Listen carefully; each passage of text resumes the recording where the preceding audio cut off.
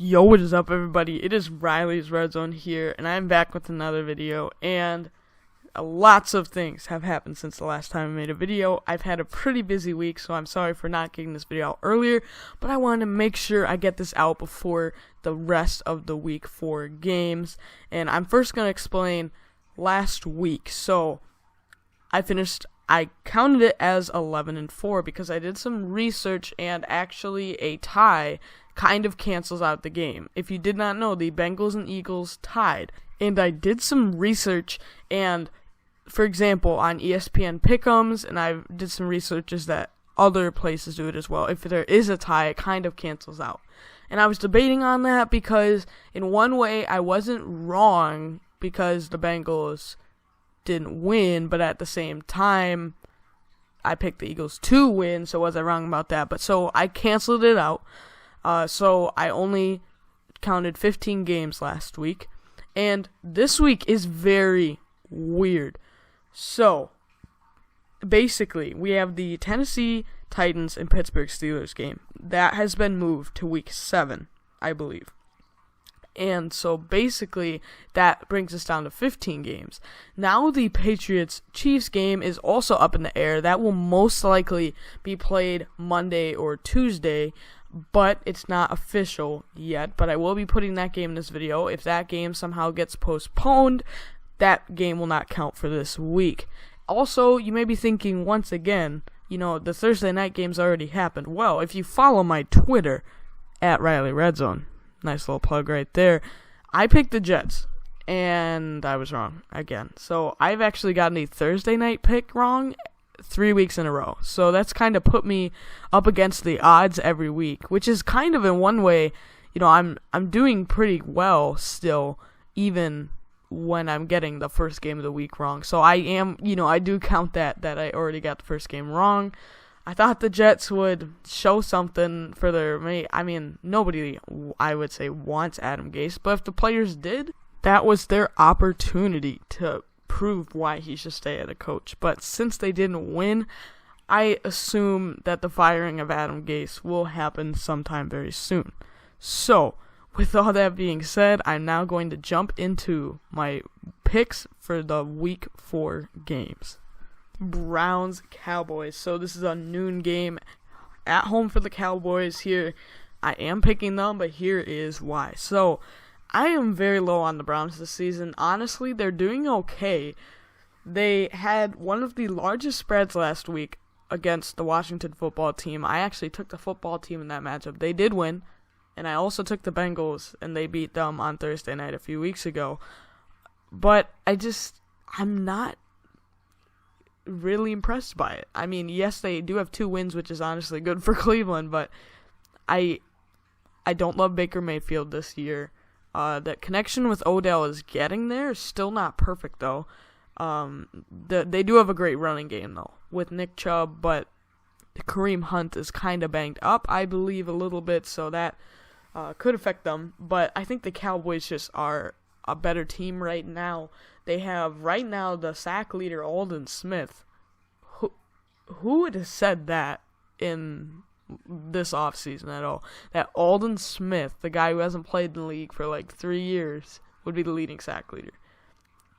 And now they have him and DeMarcus Lawrence, so they are just stacked at edge rusher. I think Dak has been okay. He's shown some flashes, but obviously last week couldn't get it done at the end. Zeke's been pretty good, though, as well. If they can get Michael Gallup going, that now they're going to have Amari Cooper, Michael Gallup, CeeDee Lamb, all doing very well, so that's very good for them. It is worth noting that La'el Collins at right tackle for the Cowboys is out, so honestly, Myles Garrett could have a field day. So watch out for Myles Garrett today.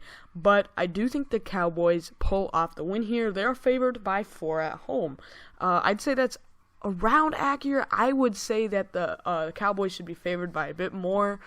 I just am not a big fan of Cleveland this year. But they've proved me wrong before, but I'm not really sold on them. So I have the Cowboys winning at home. Saints-Lions. Now, this could be an upset. Honestly, I could see that happening. It's a very close spread. The Saints do not have Michael Thomas. And that is Obviously, they've done it the past few weeks, but they haven't gotten a win without him yet. So I was so shocked they lost to the Raiders a few weeks ago. And then there was a good game. They fought with the Packers, but the Packers are, in my opinion, the better team. So I predicted that happening, and that was technically an upset. But now for this to flip the switch, I know that the Lions are at home, but the Saints are only favored by 3, which is very interesting. That's why I mentioned it could be an upset here if Breeze struggles again, as he has. But I think that if the Saints can get Alvin Kamara going again, that they can get him involved in the screen game and the run game. And they have Latavius Murray to counter him, like when Kamara gets tired. So I like that duo. Lions also have a great running back trio. Adrian Peterson's looking pretty good, as well as DeAndre Swift has gotten a little bit of action, and Kerryon Johnson's been kind of their goal line back. They've got a lot of great pieces there, but I just think the Lions are kind of an team this year. They're just kind of middle tier. Kenny Galladay is kind of coming back to speed, and I think that's important for them. That's Stafford's number 1 target, but I just think the Saints are still a better team. I do think Drew Brees will struggle again. I think that they are going to struggle a bit till Michael Thomas comes back. But I think the Saints are overall a better built team. So I think the Saints get the win in Detroit. Vikings, Texans. I'm a Vikings fan, and so I'm obviously very disappointed with the way things have gone. And unfortunately, I don't know how much better it's going to get right now. And for the Texans, you may be upset that you're 0-3, but you have played possibly, in my opinion, I would say it right now, the 3 best teams in the AFC. And I think the Texans are still the best team in the AFC South, even though they're 0-3. They had to play last year's Super Bowl winner in the Chiefs, last year's MVP in Lamar Jackson, and then, in my opinion, the best defense in the league, the Pittsburgh Steelers. They are currently favored here, the Texans are, 3.5 points. They are favored here at home. I think that's about accurate if the Vikings can play like they did last week or a little better. And kind of going on that, the Vikings played a lot better last week. They did. They got Dalvin Cook going. They got Justin Jefferson going, but still couldn't get it done. And so that's kind of demoralizing as you start to play well and still can't get it done. The Texans, like I said, they've just played tough teams. I like Deshaun Watson a lot. I think he might be I'd say he's a top 5 quarterback. I had him at number 4 going into the season. Now I think you need to put Aaron Rodgers back in the top 4, which I had Aaron Rodgers at number 5. So I just would flip those two kind of since I've made those lists. But the Texans have some pieces that I think will be able to take advantage of the Vikings. J.J. Watt on that defense can probably take advantage of the Vikings offensive line. You've also got the wide receivers that, although they don't have Hopkins anymore, they can definitely take advantage of those Viking corners. And I think the Vikings run defense has been very bad so far, so David Johnson might have a good day. So with all those factors, I do think the Texans pull off a win. I think that the Vikings will play decent again today, but I just don't think it's going to be enough. This could be an upset, but I'm going to go with the Texans at home. Chargers, Bucks. So Justin Herbert has been playing honestly pretty good, better than I expected. So the Bucks are favored by 7 points. That seems about accurate in my opinion. I think Chris Godwin is kind of coming back at full strength. Mike Evans they're kind of fully healthy, and Tom Brady can throw to those guys getting open. And if they start on fire, I think the Bucks just keep rolling and don't ever turn back. But if they start off slow, I think Herbert could keep the Chargers in this game. So what I am predicting here is I think the Chargers still lose, but I think they make it closer than 7 points, honestly. I could see this being a coming down to the wire field goal, or even if it's a 6-point game or something like that. I think this will be closer than a lot of the other games maybe than predicted here, but I think the Bucks are just too much on offense. The Chargers defense is pretty good, but I think that this Bucks offense is very good.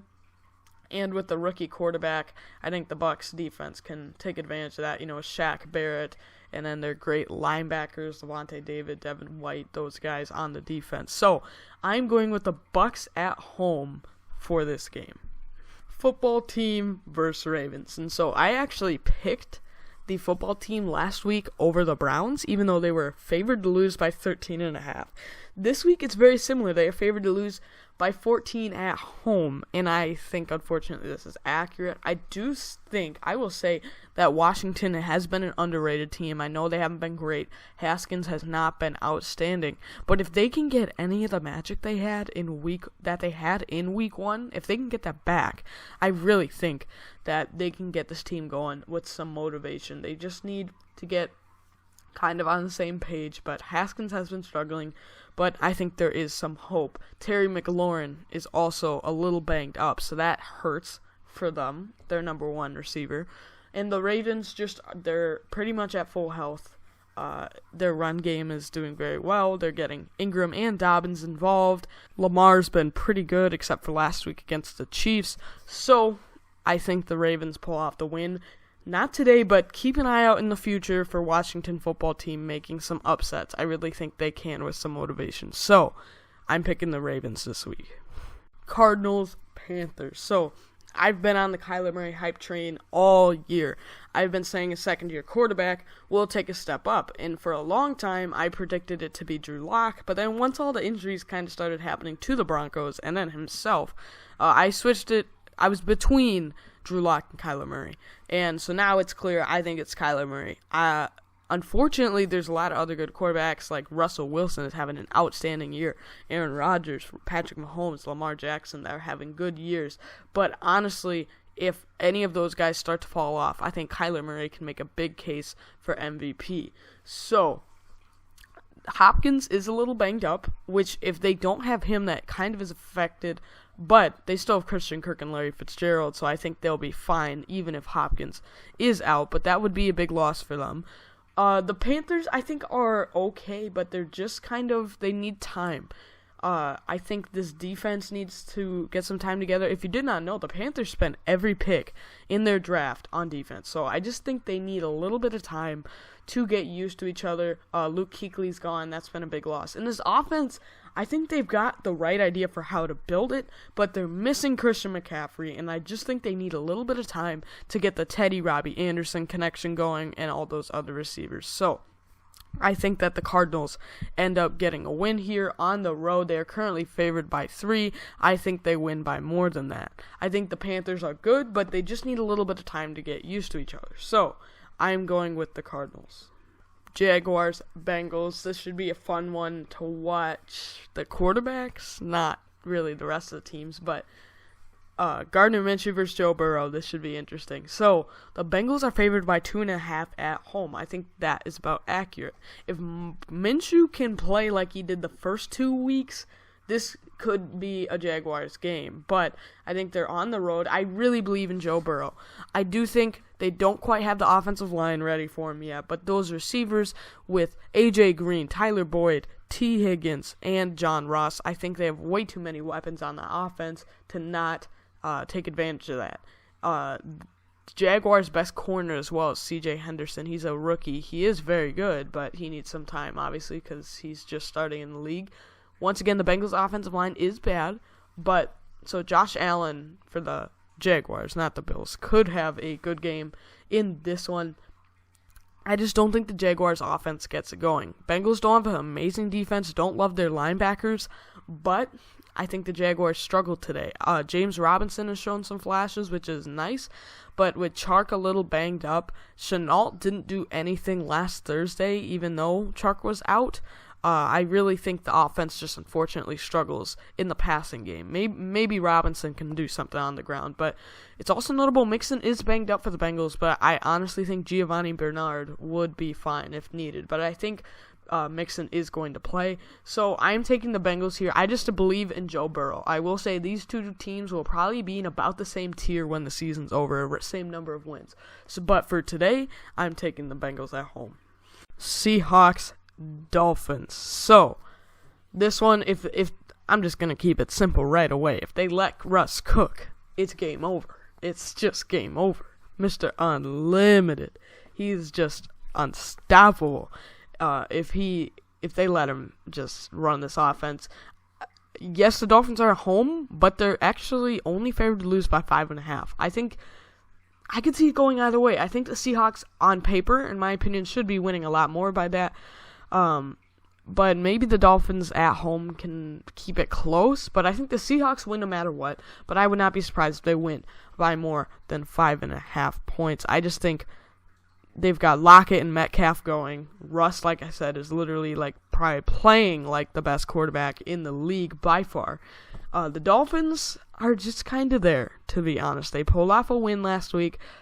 If they can get Gesicki and Devontae Parker going, they get some offense. But Ryan Fitzpatrick has just been okay. I do think by the end of the season they switched to Tua. And the run game is just, they're flipping people all over. They've played Jordan Howard. They've played a little bit of Matt Breida. I believe he's banged up, though, right now. And then they've also played Myles Gaskin a good amount. But I just don't think the offense is going to be there for the Dolphins, especially with even Jamal Adams on that Seahawks defense. But in general, the reason I'm picking the Seahawks is just the Seahawks offense. Russell Wilson is unstoppable. So I'm taking the Seahawks. Giants, Rams. And this is tied for the biggest spread. The Rams are favored by 13.5 at home. That seems about accurate. Unfortunately, the way things have been going, it seems like the two New York teams are the worst in the NFL. It does not help for the Giants that Saquon Barkley is done for the year, and Sterling Shepard is also on IR. Daniel Jones has not looked great, in my opinion. I once again will reiterate, I've said this in previous game picks, he is at the most, if he develops, Kirk Cousins. He has some fumbling issues. He just doesn't have any big playability unless he throws to Darius Slayton, from what I've kind of seen. He is kind of just a meh quarterback. I don't think he's ever going to be good enough for a Super Bowl. And honestly, the Giants might have to realize that. I think the Jets and Giants are both in difficult situations with their young quarterbacks. They definitely don't have the best surrounding talent. I would say the Giants have much better surrounding talent. But honestly, if either of those teams get the number one pick, I don't think you can pass on Trevor Lawrence. But for the Rams, they have a decent offense here. Goff's looked okay. He's looked pretty good in certain times. Kupp and Woods are just a great combo with Tyler Higbee at tight end. That's really good. And at running back, they're kind of moving around. They've got Darrell Henderson going. They've got Malcolm Brown at the goal line.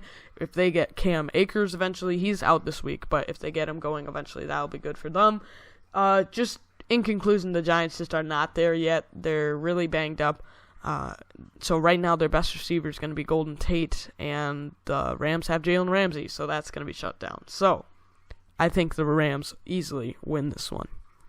Bills, Raiders. So these are two teams I'm kind of lower on, more specifically the Raiders. But the Bills, yes, they've won all their games, but they haven't played spectacular teams, specifically the first 2 weeks.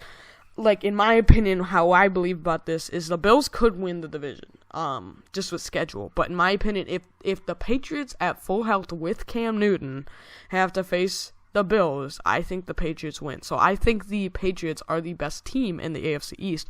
But the way the schedule goes, it might end up being the Bills, because they, so far, in my opinion, have had an easy schedule. I know the Rams are decent. The Raiders are, I guess, okay. I'm not very high on them, but they've had some easy wins. So the Raiders I'm very low on this year. I don't know how they're doing this well, so they're proving me wrong, but I don't think it ends up being in the end. I honestly think just more teams need to take the strategy.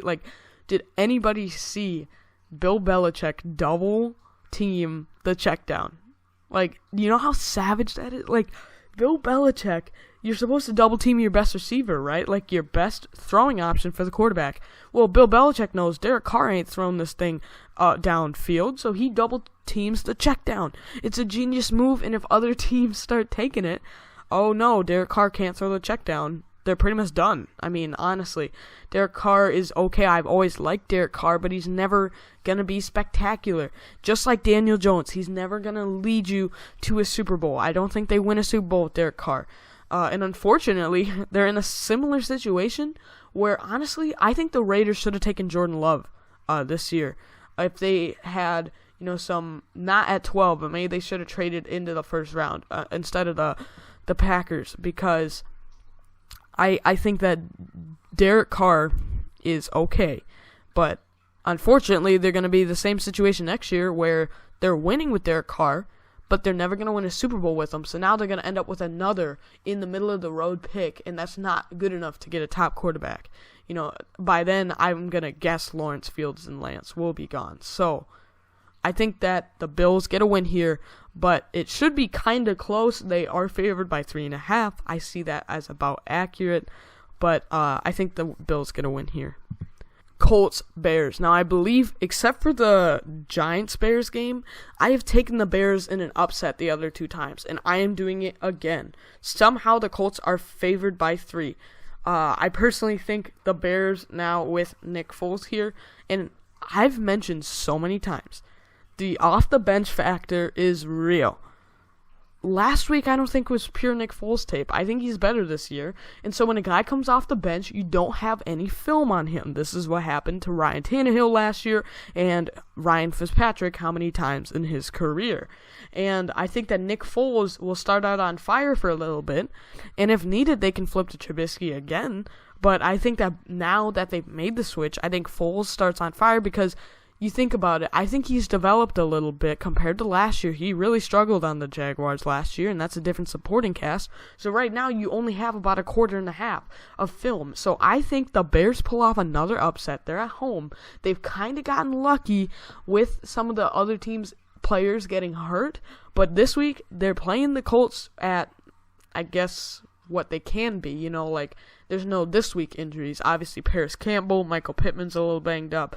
Marlon Mack is out, but going into the week, they've had all their guys be okay. Phillip Rivers has done fine. He's performed pretty well, better than I expected. And Jonathan Taylor is going to be fine because, Marlon Mack is good, but they have Jonathan Taylor. That's why they picked him. But I'm taking the Bears in an upset again. I just think that the off-the-bench factor is real. I think this team is kind of one of those underrated ones that I didn't think was going to be outstanding going into the season, but as long as I'm on the train here, I'm not getting off. So I am picking the Bears, even though they're an underdog here. So I'm picking the Bears at home. Eagles, Niners, it's our thumbnail game. I am going to, by the way, on the thumbnails, probably have to start either reusing players, or I think I'm going to go to this format now with just the 2 players on it, because I didn't want to reuse. I want to use the good games, and I don't want to reuse players multiple times. So I decided to go outside the box in this week's and put Carson Wentz and George Kittle. I believe George Kittle is going to play. Hopefully. I thought it was better to put him than Jimmy Garoppolo, who's out. So this is an interesting game, and I'm very nervous, to be honest. I have picked the Eagles every week. They have let me down. But Niners are banged up. They don't have their quarterback. They don't have most of their running backs. But Deebo Samuel is coming back. And Kittle can come back as well. I'm worried because I feel like this is going to be one of those ones where, you believe in something. And so you stuck with it. But then you switch because it's not working out. And then with the way luck is, they win. So I've picked the Eagles 3 weeks in a row. And either I'll pick the Eagles again and then they'll lose, or now this could happen where I pick the Niners and then finally the Eagles decide to show up. Not when I pick them, but on all the other weeks. So the Eagles, honestly, I think can bounce back. They just need to get the momentum, and I don't think they do that this week. I think the Niners, with these pieces coming back to their offense, even without Garoppolo, Nick Mullins is fine. I think they win. They are favored by 7.5. I do think it will be closer than that. Wentz has struggled, but I think he eventually bounces back. Maybe not this week, but he does eventually. So it's a 7.5 point difference. I am taking the Niners at home, but I do think this game will be closer than that. But with all the pieces coming back to this offense, I'm taking the Niners. Falcons, Packers. I've said the same thing all year so far. I do like the Falcons, but they've had unlucky schedules, so I've picked against them every time. And so far, I've been right. It was close to that Cowboys one, but I picked the Cowboys, and technically I got that pick right. So, Packers have just been outstanding.